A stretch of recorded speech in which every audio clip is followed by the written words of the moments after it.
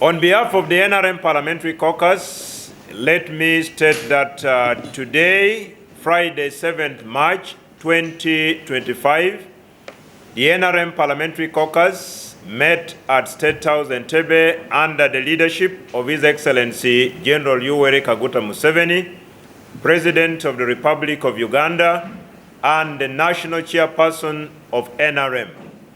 In that meeting, the NRM Parliamentary Caucus members resolved to support and promote the 10 fundamental budget priorities for the financial year 2025-2026 as follows. Priority number 1, maintaining peace, security, and rule of law. 2, human capital development, especially focusing on affordable ways to provide health care by increasing preventive measures against disease, education, water, and social protection. 3, monetization of the economy through wealth creation initiatives that contribute to lowering the cost of money like PDM, EMIOGA, UDB, and UDC, among others. 4, infrastructure development, railways, standard gauge railway and meter gauge railway, roads maintenance, paved and unpaved, affordable electricity, water, and ICT. 5, regional integration to guarantee markets. 6, irrigation to stabilize agriculture. 7, industrial parks for manufacturing, including agro-processing. 8, eliminating corruption. 9, environmental conservation and protection of wetland and forest. 10, vertical and horizontal integration of the economy. These are the 10 priority areas for the budget of the financial year 2025-2026. And our national resources will be focused around the 10 priority areas. The rule of law. 2.8 is already verified, but it's a moving target. It's also not posted. So what we want to do, we want to audit afresh so that we know this is an amount which is owed by us. And then we find the financing strategy. We shall take the decision. For instance, in the roads, very soon you will hear what we have done to pay all these certificates which have been outstanding. We are coming out with a plan. Very soon we shall finalize. Even these other areas, after we have audited and confirmed that this is the exact amount owed by our suppliers, we shall come to the cabinet, to the caucus and the president and say, here is the financing strategy. Because the bottom line is we want to get these areas, domestic areas, off our balance sheet. And I think that is, today's caucus was focused on the budget for financial year 2025-2026. Therefore, the questions we expect and which we are going to respond to relates to this subject matter. I therefore would like to respond as follows. Babuma is asking how we intend to eliminate corruption. In the budget for next year, we shall provide 198.7 billion to facilitate the efforts to eliminate corruption, and these funds will go through the following agencies. 1 is the Directorate of Ethics and Integrity, 2 is the Inspectorate of Government, and 3 is the Office of the Auditor General. These are some of the agencies that are responsible for fighting corruption, and we intend to enhance and support their budgets with an amount of 198 billion. Question 2, promoting are the 10 areas aimed at promoting Musevenomics. The budget is anchored on 3 tools. One is the National Development Plan 4. 2 is the NRM Manifesto of 2021-2026. And 3 is the tenfold growth strategy, where we are talking about growing our GDP, our economy tenfold by rising GDP from $50 billion to $500 billion. In these 3 documents, Musevenomics also comes in. So it is part of some of the information which you will find in Musevenomics speaks to the strategic direction which is embedded in the tenfold growth. And also, when you look at the National Development Plan, which we have recently approved, so that all the documents speak together, and the goals are more or less the same. On the health insurance scheme, this one is still under consultation, and right now it's not one of the revenue sources we are looking at, because we need to pass the law, and we are still consulting about some of the provisions in the bill.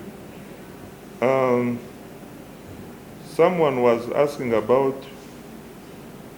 domestic borrowing outcompeting the private sector, what we call the crowding out effect. Yes, it is true. We are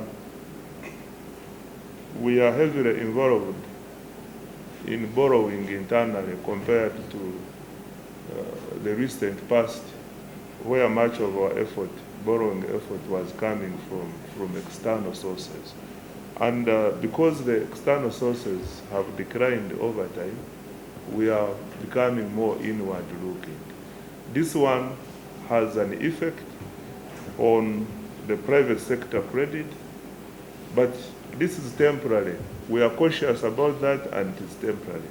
With our effort to grow the revenue, we hope to keep reducing the domestic borrowing, and as a result of that, the market will clear, and the private sector will be able to borrow and access credit at minimal cost. Someone was asking about, this is John or joke, priorities seem to be too many. They are not too many. These are 10 strategic areas. We call them enablers. They are enabling our ATMs, our tenfold growth strategy. The ATMs are agro-processing, the tourism, the minerals, mineral development, and then the science and technology and the creative industry. So they are enabled by the 10 areas. If you, as we will be presenting the estimates of revenue and expenditure in the coming weeks, you will realize that these 10 areas cut across all the 20 programs which we have. So, and these are consistent with the National Budget Framework paper, which we recently passed in Parliament, and also the National Development Plan and the NRM Manifesto. So they are not many, they are consistent with our national priorities. Did we discuss taxes? Yes, the budget, when we say we are discussing the budget, we look at both sides, the expenditure side and the revenue side. And the concern of the caucus and the president himself on the revenue side is the stagnation of our tax to GDP ratio at 13% for some time. And what does this translate into? Like our target for next year is going to be 35 trillion against the potential of about 44 trillion. So that is the major concern on whether we are introducing new tax measures or not. This year, as we stated in the National Budget Framework paper, we are not going to introduce new taxes. What we shall do is that we shall bring proposals that are aimed at improving and enhancing efficiency in the tax administration. The current challenge we have is not that we don't have, the laws do not provide for enough measures to collect the taxes. The current challenges we have, number one, is informality, is corruption, is corruption and tax evasion. Those are the main challenges. If we can fix them through efficiency, we can be able to correct the taxes we want without necessarily introducing. Even if from a general ward and you are taken to ICU, you still fight on.